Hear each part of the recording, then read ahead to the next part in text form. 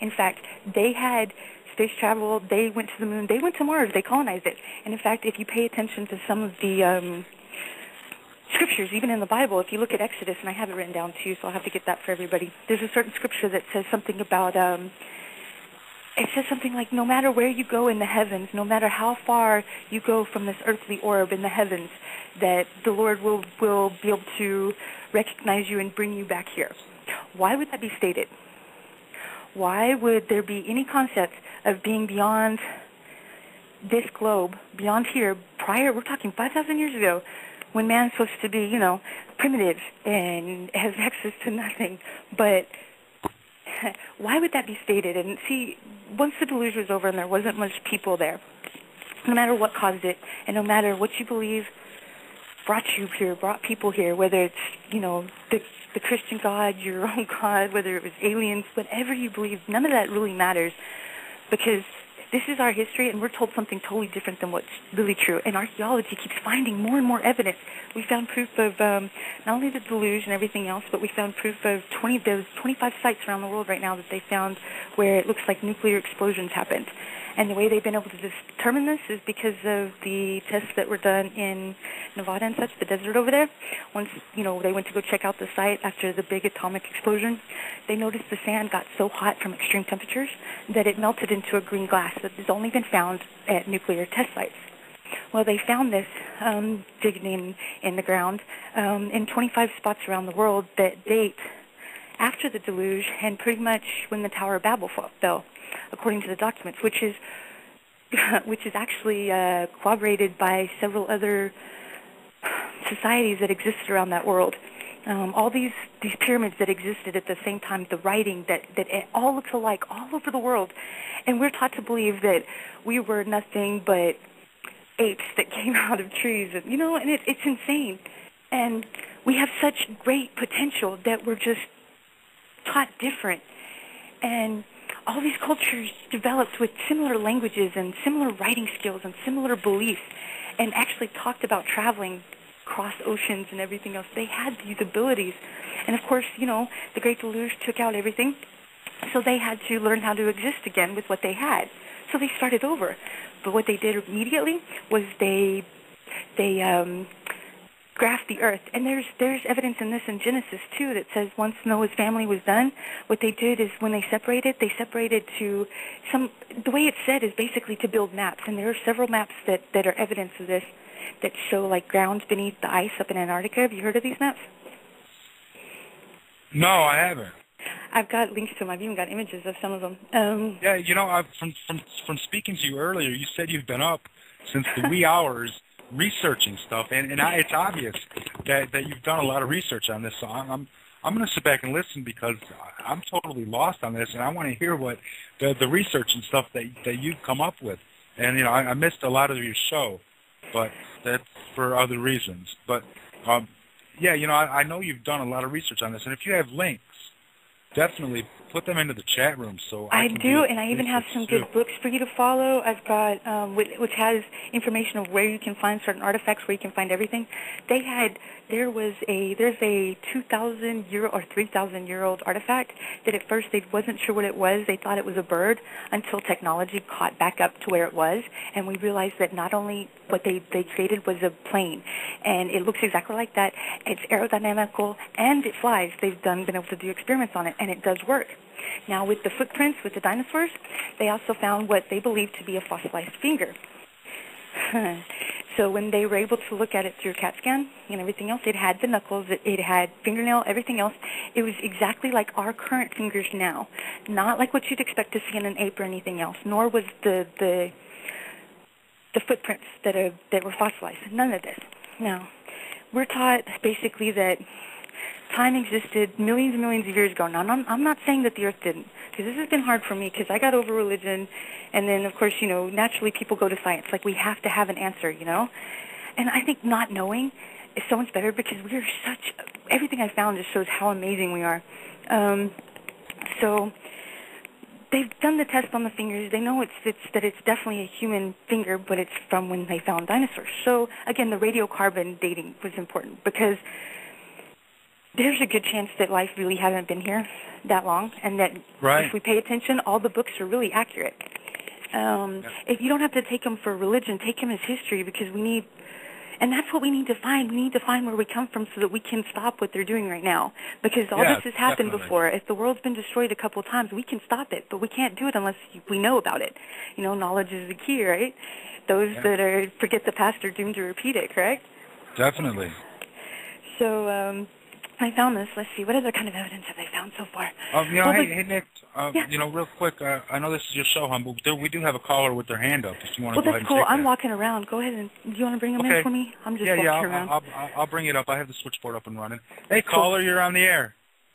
Hey, guys, it's Uncle Buck. Great program. This is why I like Minister Sports' program so much, because, you know, what she's talking about are like the Sanskrit texts from India. Talks about the gods flying around on their, I always get it wrong, their aldamers or whatever they call it. It starts with a V, and they would, you know, shoot these rings of fire, and people's hair and teeth would fall out, and so the Sanskrit text talks all about this. And what it actually is, in my opinion, a great analogy is it's almost like Star Wars. You know how the people lived on one planet, and they had, real old technology, like dirt huts and stuff, but then they had, levitating ships they could take off to different planets. Right. So this is basically, in my opinion, Nickie, that what Lucas was trying to say, and Robert Morningsky, good God, I want to get him on your guys' program. He basically is saying that this stuff was talked into George Lucas's head. This is our prehistory. Yeah, that's the thing now. We got to consider what that means. What does prehistory mean? Because prior to writing, what if there was nothing prior to that, at least when it comes to civilizations or man? What if we really were, whether you believe who created us or what, none of that really matters. Right. What if that is our history? Now, Inca, when the Incas were overtaken, I think, by the... I have all these notes. Hold on. The Incas overtook another society that was prior to them. And when they did, this is what tends to happen, especially in modern times, that we tend to go in and take the records that are there, take what information we can, record what we can, and then we destroy it. They did this with the old pyramids, especially when the Spanish came over to South America. They found these beautiful cities that had gold and silver in their construction material.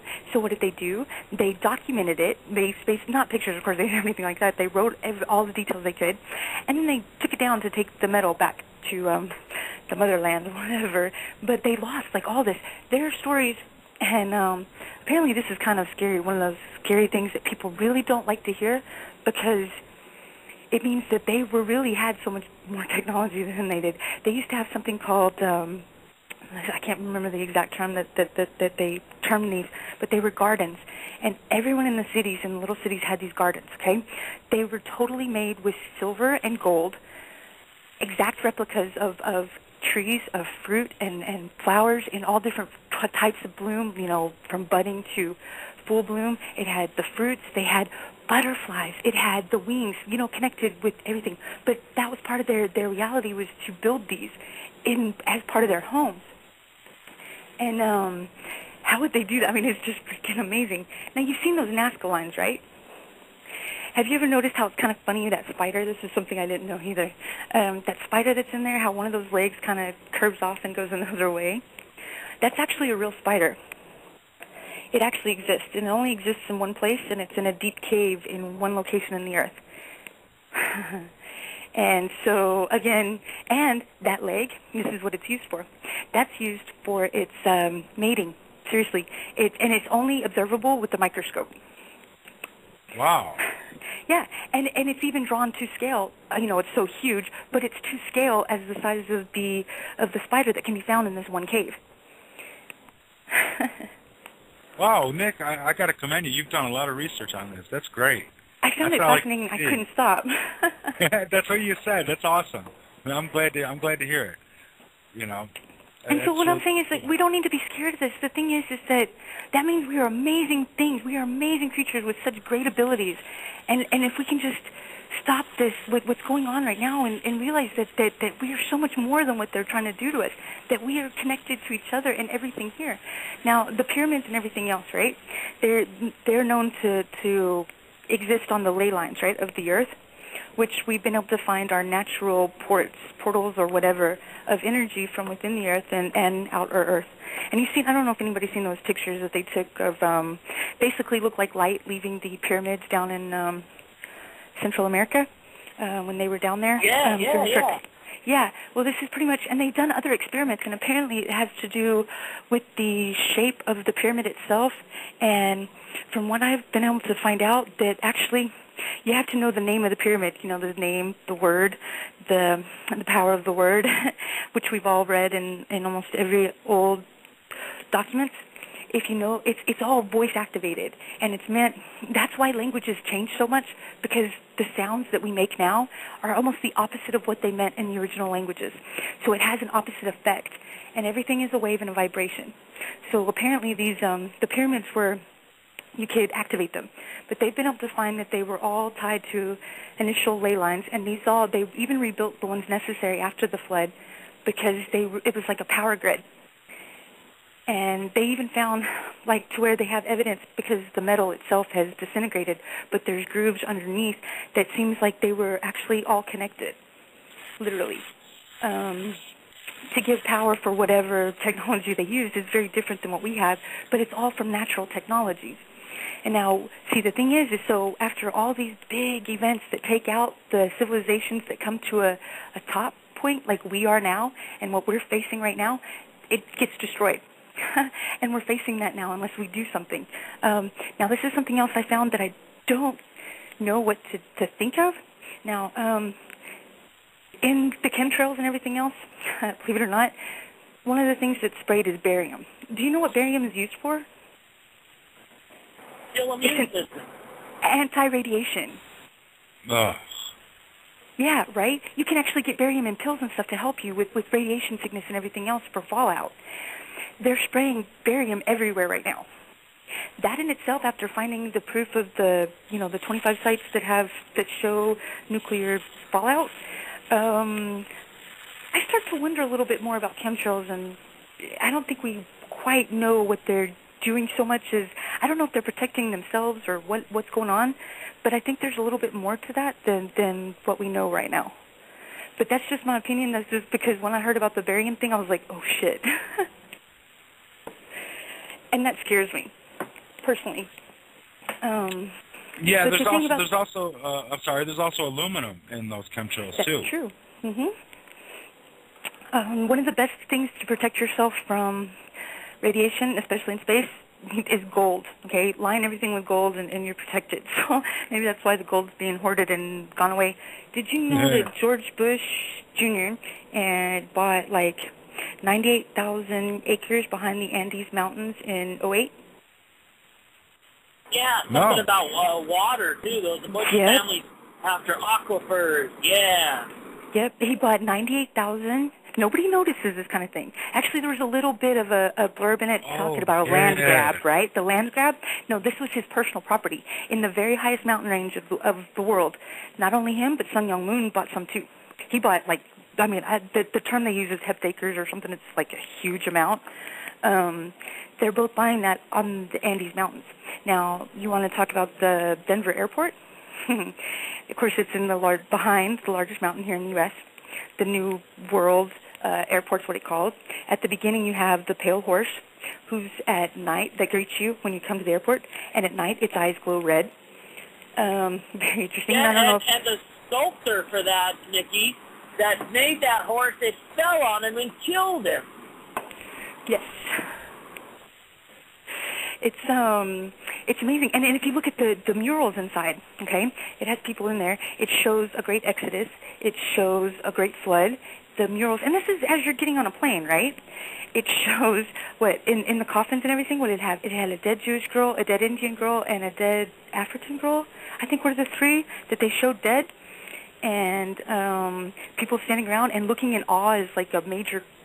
It's kind of scary when you pay attention to that, but it's called the New World Airport. It's behind the highest mountain now. It was only built, in I was there right when it was being built, 94, I think, 95. Yeah, and they just had the god Anubis visit there, which is the god of death for the Egyptians. They had him on display outside the airport.